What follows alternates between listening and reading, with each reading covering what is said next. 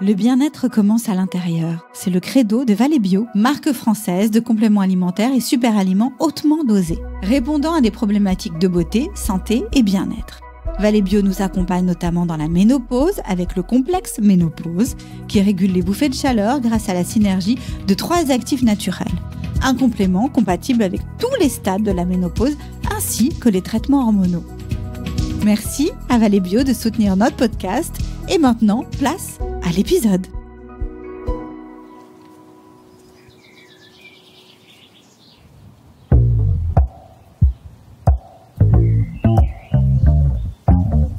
Ce matin, allez, j'ose tendre mon micro à une femme discrète et lumineuse qui cumule pas mal de talents. Elle s'appelle Azucena Kamano Pani, ex-mannequin, aujourd'hui entrepreneuse. Elle nous vient d'Argentine et s'est mariée avec la France il y a une vingtaine d'années quand elle a épousé Florent Pagny. Il fait encore beau et chaud, on va en profiter. J'ai réservé une petite table à l'ombre d'un châtaignier dans un parc. Enfin, je pourrais presque dire mon parc. Alors on est au Luxembourg, c'est là que je venais quand j'étais petite. Ça m'angoisse, ça m'angoisse un peu, c'est drôle. Je faisais du tennis là, sur ma droite, j'allais me balader sur ma gauche. C'est aussi ici que j'ai eu mes premiers émois, avec un amoureux. Incroyable, sur un banc. Ça y est, j'ai une pointe de nostalgie, j'ai envie de pleurer parce que ça me rappelle mon père. Oh là là là là, vous savez quoi, ça c'est la ménopause. Et donc là, on va aller chercher Azucena. Ah, je vous vois. Ça me fait plaisir de vous voir. J'étais en vélo. Ah oui, que vous êtes belle. Merci. Oh là là. Arrêtez. Et alors, on est ici. Bon, d'abord, on avait envie d'un joli lieu. Oui, c'est beau, c'est bien, idée. ça fait du bien. Et surtout, j'avais envie de faire ce podcast, d'interviewer des personnalités qui osent parler de leur ménopause. Parce que moi, quand ça m'est arrivé, j'ai rien compris. Ah oui. Je me suis pris une énorme porte. Non, mais vous savez, en fait, on se rend pas compte, mais il y a énormément de femmes qui souffrent vraiment. Ah oui. Après aussi, il peut avoir une honte de dire ça. Bien sûr. On peut avoir honte de dire qu'on est avec la ménopause parce que d'un seul coup, ça veut dire qu'on est vieille. Mais pas du tout. Parce que d'un seul coup, ça y est, on passe à une autre étape, on n'est plus désirable, on est vieille, on va se dégrader aussi et ça. Et alors, on a peur de parler. Et il ne faut pas avoir peur de parler. Et puis surtout, si on ne veut pas parler publiquement, on peut parler à notre médecin, on peut parler à un spécialiste. Mais on n'est pas obligé de parler publiquement dans un podcast. On va s'installer là, vous allez voir. D'accord. On a tout un petit truc. Qu'est-ce que vous avez envie de boire ? Peut-être une verveine menthe. Et moi, je vous prends une eau plate, s'il vous plaît. Ouais, ça ira. Merci beaucoup. Comment vous vous sentez aujourd'hui ? Ah, j'étais bien. Là, hier soir, mon fils me dit « Alors, demain, tu pars faire un podcast, c'est cool, ça, c'est bien. Et c'est quoi ?» Et je dis « c'est un podcast qui parle de la ménopause. » Ah bon? Ah bon? Il est resté là. Je crois qu'il était un peu choqué parce que justement, voilà, il pense que c'est des choses intimes. Alors qu'on parle dans un podcast de ça, ah bon?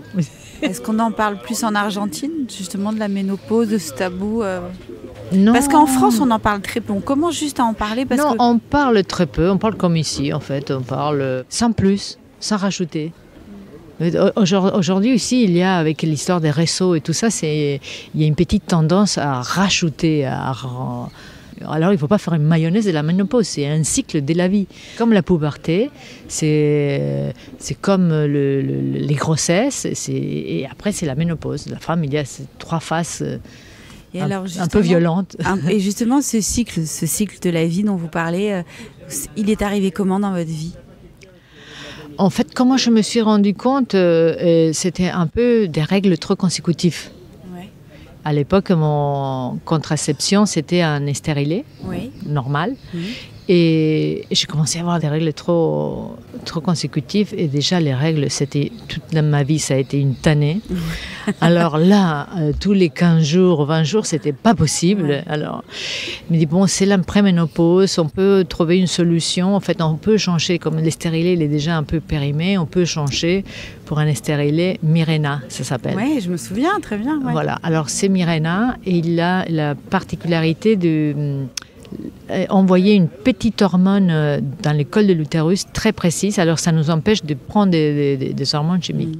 J'ai tenu ça pendant 3 ans presque, 3-4 ans.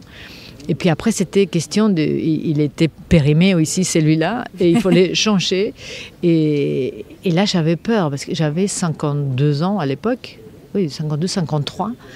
Et je dis, je ne veux pas être sans milieu de contraception, parce que dans ma famille, il y a des grossesses très tardives. Ah oui. Justement, dans la période où on pense que c'est fini, que c'est la ménopause. Et vous n'aviez pas envie d'un petit dernier? Non, je n'avais pas envie d'un petit dernier, mais je n'avais surtout pas envie d'être face au fait accompli, de devoir prendre une décision d'avortement ou d'avoir un enfant à 50 et quelques années. C'était juste inimaginable. Ouais. Alors, j'ai dit au gynéco, s'il faut que je l'aille jusqu'à 60, je l'aurai jusqu'à 60, mais il faut que je sois sûre que mon système de reproduction ne marche plus. Il ne marche plus du tout. Alors, il était mort derrière parce qu'il ne croyait pas du tout, mais c'est pas grave. Et à un moment donné aussi, on avait essayé un test hormonal avec des pilules, au lieu d'avoir les stérilés, des pilules. Et c'était une catastrophe. Là, par contre, c'était une catastrophe. Mais ça veut dire quoi, une catastrophe? J'étais d'un humour, mais pas possible, mais insupportable même pour moi. Ouais. Alors, c'était déjà grave, parce que quand c'est pour les autres, on ne se rend pas compte, mais quand déjà nous, on ne se supporte pas, c'est très compliqué. Oui, je vois très bien. Et j'avais la transpiration qui sentait. Ça aussi, je vois très bien. Chose que je n'avais jamais eue avant. Alors, dans ce coup, là, je suis partie, je crois que j'ai essayé 20 jours, les trucs, au 21 jours. Et je pars chez le gynéco, je dis, ça ne va pas du tout. du tout. J'étais sèche, à niveau vaginal. Ouais. Alors, ça n'allait pas du tout. En rien. Ouais. Ces systèmes, ça ne me va pas du tout. Il faut tout changer. Poubelle direct, on recalcule l'histoire et on fait autre chose. Et là, on a passé de nouveau à l'estérilet Mirena, et ça s'est calmé tout. Et voilà. Et puis après, là, maintenant, il y a 6 mois, j'ai enlevé tout. Ouais. Et là, je ne prends plus rien, que des plantes chinoises et de l'acupuncture. Et qu'est-ce que vous avez trouvé du coup violent, vous, dans la ménopause? Et c'était ces petits changements hormonaux c'est pas aussi violent qu'à la limite les changements physiques, mais c'est la prise de poids, les sauts d'humeur, et les petites inconforts qui peut avoir la libido un peu, les trastorns sexuels qu'on peut avoir au milieu. Ouais. C'est ça que j'ai trouvé un peu... mais pas trop violent, mais... Dérangeant. Très dérangeant. Et étonnant. Très dérangeant. Ouais. Oui, en fait, ce qui est violent, c'est les changements physiques. C'est un peu comme... moi, je compare beaucoup à la puberté et à la grossesse, parce que c'est les 3 étapes. On a des changements physiquement. Dans ces coups, la puberté, c'est les femmes, quand il y a la poussée des seins, c'est terrible. Aujourd'hui, il y a des gamines de 12, 13, 14 ans qui, des jours au lendemain, ils se retrouvent avec des seins énormes. Je sais. Ils sont des petites filles. En fait, et il y a un décalage mental et physique énorme. Sûr, ouais. Et ça, c'est violent. C'est des changements violents qu'on doit accompagner. Ça, c'est perturbant. C'est perturbant. Bien et sûr. Puis, une grossesse, quand on commence à se déformer avec la grossesse. Moi, ma première grossesse... J'avais hâte d'avoir le ventre. Mais la deuxième grossesse, c'était plus. J'ai arrêté de me peser. J'avais 19 kilos de plus. Et là, j'ai arrêté. Mais je me dis, plus jamais je vais récupérer mon corps. C'était... je ne croyais pas. Mes fesses, c'était une télé grand écran. Non, mais tout était énorme. Tout était énorme. Et puis bon, voilà, après c'est devenu... Alors ça, c'est des chocs. Bien sûr. C'est quand même des chocs, on souffre. C'est plus violent que pour les hommes, parce que les hommes, ils ne souffrent pas trop des chocs. Oui, des fois, quand ils perdent les cheveux. pour les hommes, ou quand ils prennent des vides. Mais les femmes, on a beaucoup plus des choses, on est beaucoup plus rock'n'roll.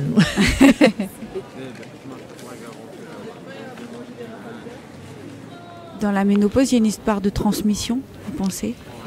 Oui, sauf que quand nos mères, ou les grands-mères, ils peuvent transmettre ça, on n'est pas prêt encore. Alors c'est vrai qu'il faut... la seule manière, et comme c'est quelque chose d'intime, comme je vous disais tout à l'heure, c'est vrai qu'on ne parle pas comme ça. On ne vide pas les sacs comme ça, n'importe où, au resto, à table. Alors c'est quelque chose, c'est pudique, il y a une certaine pudeur. Est-ce que vous en avez un peu parlé avec vos enfants de cette période que vous viviez, de la ménopause qui arrivait, ou est-ce qu'eux, ils ont senti tout d'un coup que vous changiez, est-ce qu'il y a eu comme ça un petit bouleversement ou pas du tout ? Ils le suivent par les quotidiens, mais c'est vrai que je ne me suis pas mis à table à exposer la situation hormonale pour laquelle je traverse. Non, mais bon, si, ils suivent les quotidiens quand ils sont là. Et alors, ma fille me voit plancher dans le chocolat. Mais alors... tu grognes et tu manges. Tu grognes et tu manges, et on fait quoi, là ? Ouais. Je peux vous assurer que moi, mes enfants, personnellement, n'en peuvent plus. Elles ont une image de la ménopause à cause de moi terrible. Ah ouais. Non, mais il faut pas les terrifier parce que c'est pas pour tout le monde pareil. Bien sûr. Moi, par exemple, ma belle-sœur, qui en a à peu près le même âge, elle a souffert 7 ans des chaleurs. Ah ouais. Oh, secours. Moi, je connais pas ça. Ah, vous en avez jamais eu ? Pas jamais. Ah, jamais ? Non, jamais. Ah ouais. Parce que c'est pas un truc systématique. C'est pour Bien ça sûr. que je dis, il faut pas. Il y a des personnes ils ont des règles douloureuses. Pas toutes les femmes ont des règles douloureuses. Bien sûr. En fait, on est tous différents. C'est pour ça qu'il ne faut pas généraliser. Il faut pas faire peur non plus. On peut passer à travers tout doucement. On peut passer à travers, oui. J'ai des amis qui ne se sont même pas rendus compte qu'elles étaient ménopausées. Qu'ils étaient ménopausées. Aujourd'hui, moi, ça m'intéresse que vous racontez. Par exemple, donc vous prenez que des plantes et vous faites l'acupuncture. C'est quoi ? Vous pouvez nous raconter un peu ? Les plantes, je ne pourrais pas vous dire des noms parce que c'est tous des noms chinois. Ouais.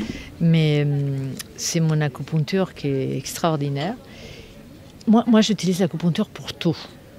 En fait, et j'ai découvert ça justement pendant la grossesse, de ma 12e grossesse, où je n'arrivais pas à dormir. J'avais des nuits blanches. Je ne pouvais rien prendre, rien faire, parce qu'en plus, très naturel, je ne voulais surtout pas, même une tisane, ça m'a fait peur. Alors, une amie me dit, mais fais de l'acupuncture, c'est extraordinaire. Ça va. Et en 2 séances, mes problèmes ils sont partis. Voilà, j'ai dormi tout le reste de la grossesse très bien et c'était super. Alors, c'est comme ça que j'ai découvert l'acupuncture. Quelque chose que je ne sais pas trop approcher. Je l'ai approché dans un cas d'urgence parce que j'ai très peur des piqûres. Et vous avez décidé de prendre des plantes et de refaire de l'acupuncture ? Pourquoi ? Parce que est-ce qu'il y a eu, je pose des questions pour voir, est-ce qu'il y a eu une prise de poids ? Ça c'était le gros problème. La prise de poids, oui. La prise de poids que je n'arrive pas à solutionner. En fait, je sais tout ce qu'il faut faire pour le solutionner, sauf que je n'ai pas la tête pour le faire. Alors j'essaye de m'aider avec de l'acupuncture pour l'anxiété et tout ça, mais bon, je traverse une période qui c'est très anxieux, très stressant et tout. Alors c'est vrai qu'on compense et en général on a l'habitude de compenser par en mangeant. Parce que pourquoi en mangeant ? Parce que c'est le petit truc qui peut nous faire plaisir. Parce que ça remplit aussi. Ça remplit, ça fait des biens, ça nous fait plaisir. Les chocolats, les trucs, les petits verres à l'apéro, les mais en même temps, partager. C'est bien d'avoir un petit peu de plus. Ben oui, c'est bien. Est-ce qu'on s'en fout ? Est-ce que c'est grave vraiment une prise de poids ? Franchement. Moi, j'ai été par exemple de très mauvaise humeur tout le temps. Enfin, je le suis encore. J'ai des montées contre moi-même. Enfin, je vois bien que c'est contre moi-même. Je sais pas comment le dire. Il y a des trucs, ça monte comme ça en moi et je me dis oh là là, ok, calme-toi. Mais bon, voilà, pour ça, il y a des plantes et il y a l'acupuncture. Ouais. Et puis il y a les exercices. C'est quoi les exercices quand vous dites les exercices ? Les exercices, c'est de la gymnastique, des exercices physiques, mais de toutes sortes, n'importe ce qui vous plaît. Si ça vous plaît marcher ou faire de vélo. Vous faites quelque chose, vous ?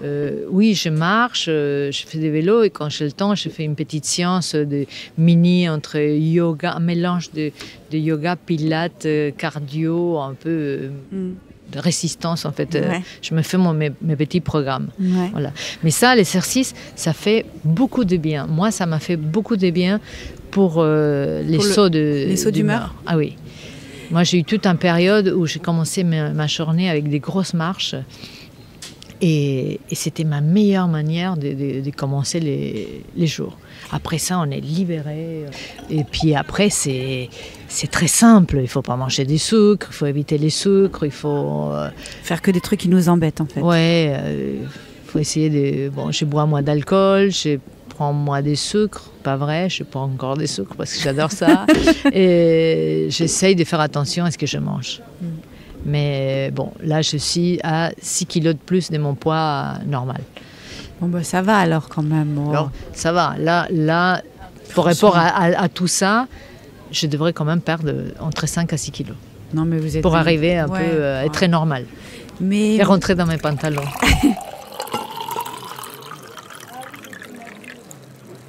Qu'est-ce que vous diriez si vous deviez justement conseiller des femmes, parce que par exemple sur les réseaux sociaux, je regardais votre marque et tout, vous avez fait une petite vidéo. Mais si vous deviez parler aussi justement de ces changements de vie, de ces changements de cycle, vous diriez quoi à ces femmes ?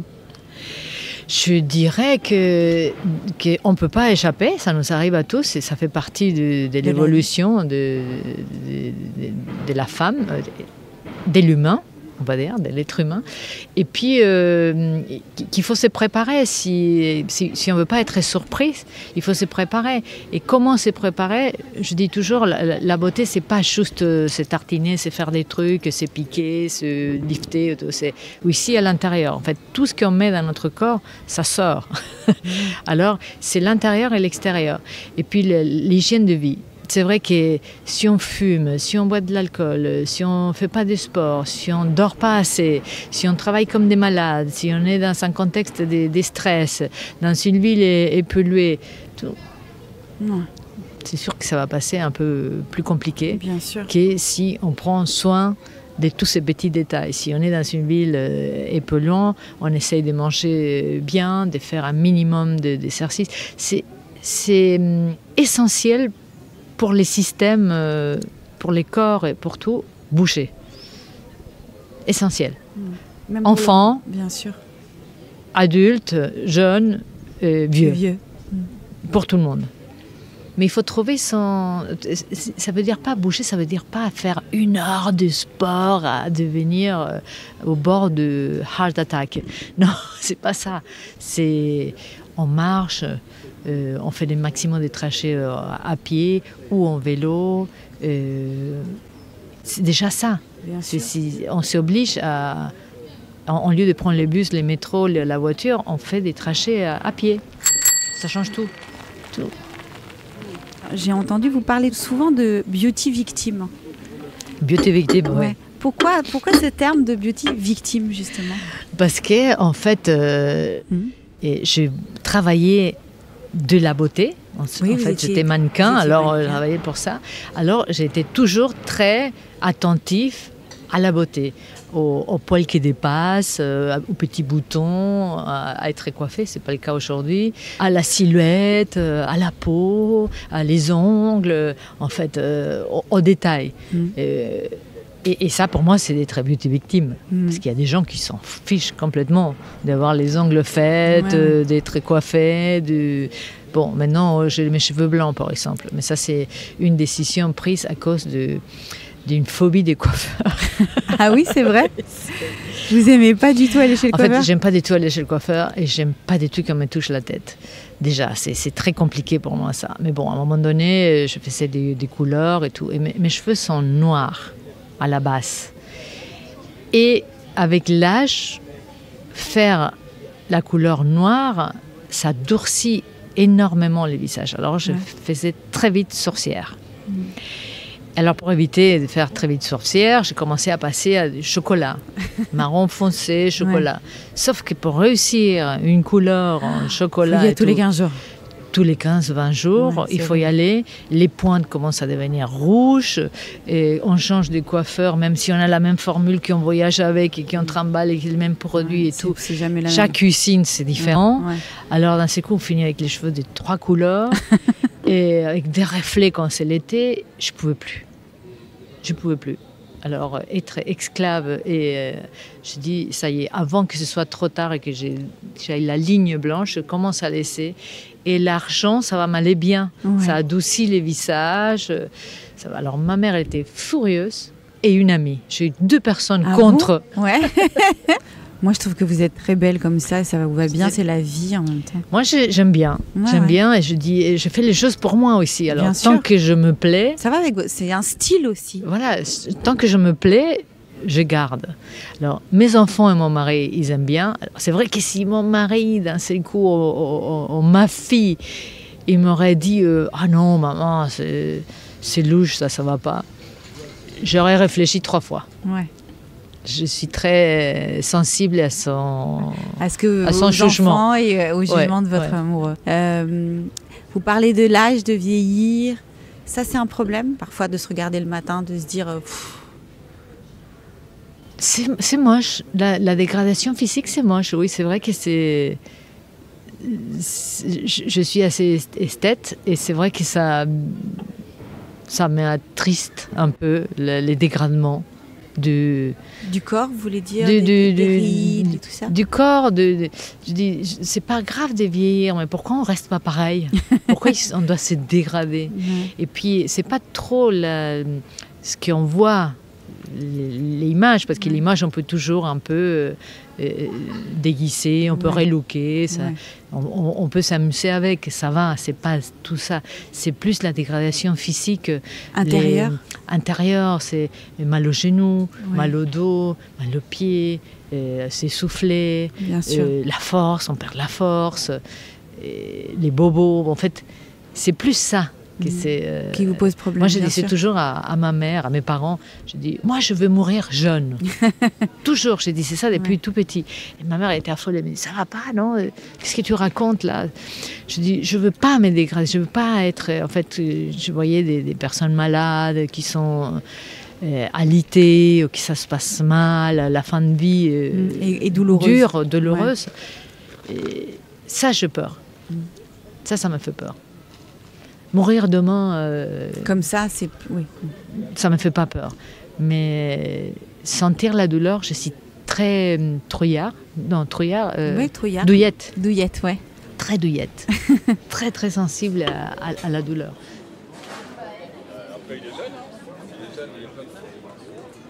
Est-ce qu'il y a une pression sociale justement sur le fait de vieillir? Est-ce que vous ressentez ça aussi? Ah oui, sur les femmes surtout. Il ne faut pas être vieux. Vieille. Vieux, oui. Vieille, non. Les hommes, ils vieillissent beaucoup mieux que les femmes. En général, à 80%, je dirais. Mais c'est vrai que pour les femmes, il y a une grosse pression. La femme, il faut qu'elle soit toujours impeccable. Pas ridée, pas grosse, pas chauve. Non, il faut qu'elle soit impeccable. Toujours sensuelle. Attirant en fait, qu'on est vieux, on passe au placard. Et c'est une grosse pression, mais on les voit, la pression dans les stars, les grosses stars féminins, comment ils souffrent de ça. Bien sûr. Moi, je mets comme exemple Madonna, parce que pour moi, c'était une icône de tout, et elle est tellement perturbée pour ça qu'elle se transforme en fait. Qu'elle se transforme dans les mauvais sens.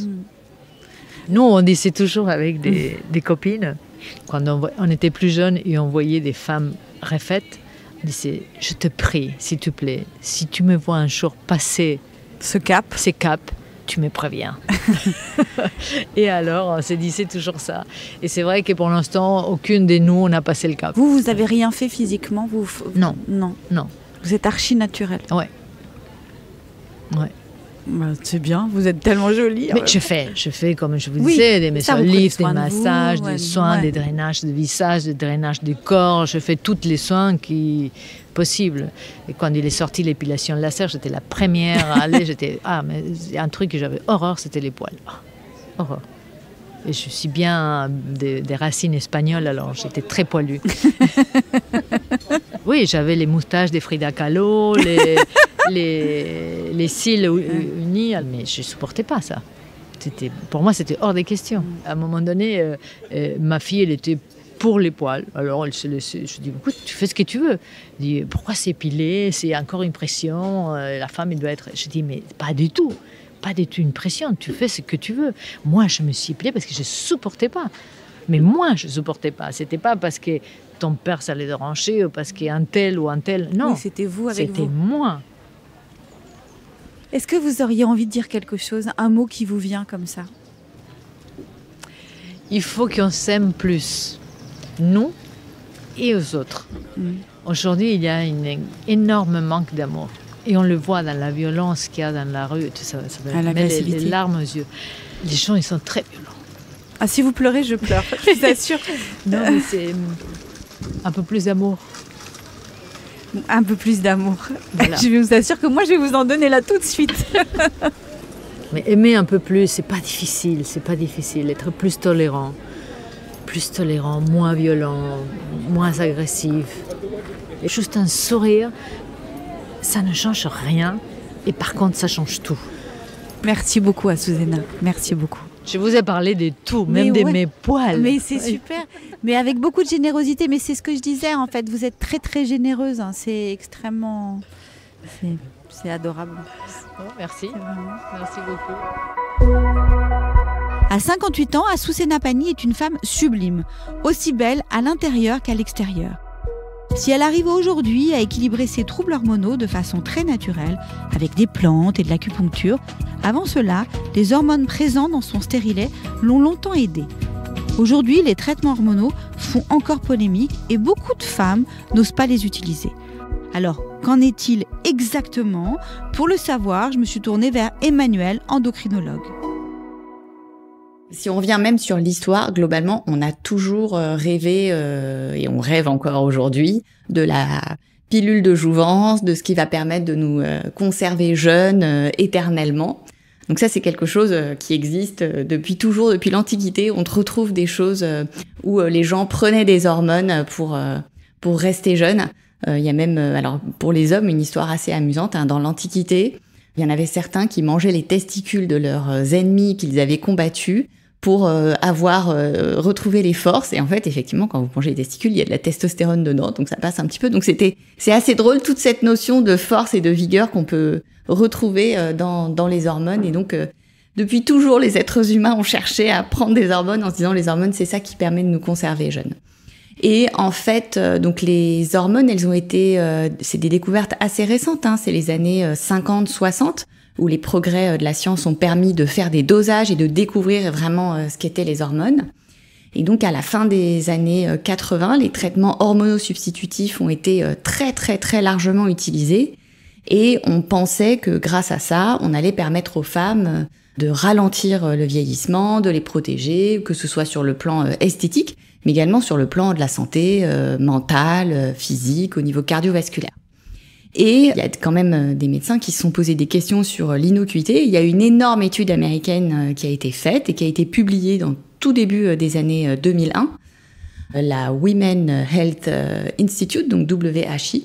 Et en fait, ça a été un énorme scandale parce qu'en fait, dans cette étude, on a montré que le traitement hormonal substitutif de la ménopause augmentait les risques cardiovasculaires et de cancer du sein. Sauf que cette étude, elle a été faite chez des femmes qui avaient plus de 60 ans, qui étaient pour plus de la moitié en situation d'obésité ou de surpoids, qui avaient beaucoup de diabète, d'hypertension artérielle, d'excès de cholestérol. Donc en fait, des femmes qui étaient très à risque. Et on est loin de la femme qui a 50 ans, des femmes européennes en tout cas de l'époque qui sont plus minces et on va dire en meilleure santé, en tout cas avec moins de facteurs de risque cardiovasculaire. Et donc il y a eu comme ça une énorme polémique qui a duré une bonne quinzaine d'années sur, en fait, oui, dans cette étude, on montre que le traitement hormonal substitutif de la ménopause, c'est dangereux, mais en fait, si on regarde de manière un peu précise, c'est quand même une certaine catégorie de femmes qui avaient pris ce traitement.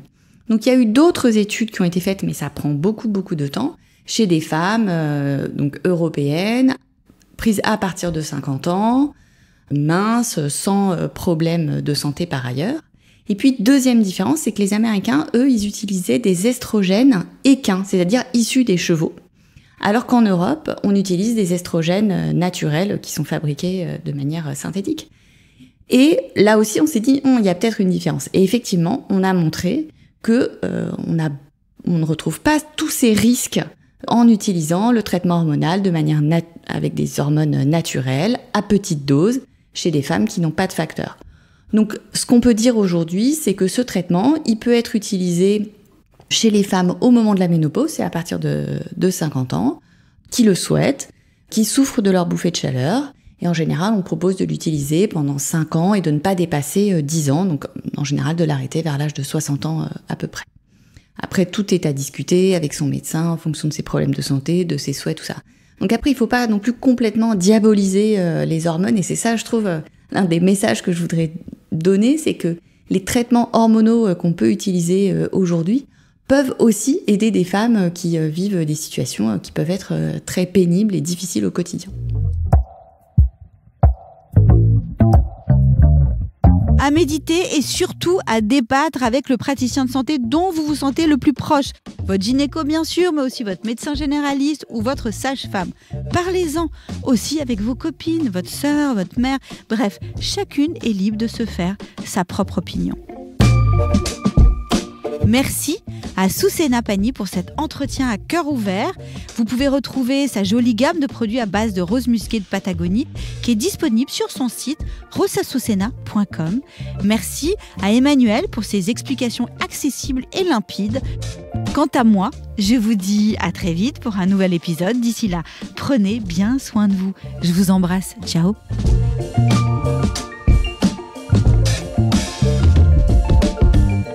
Merci à Sophie Drumin qui a réalisé et monté ce podcast, à Alban Claudin qui l'a mis en musique et Étienne Gracianed qui l'a mixé. Si vous l'avez aimé, n'hésitez pas à mettre des étoiles. Vous savez comment ça marche. Commentez, partagez, abonnez-vous, ça nous aide beaucoup.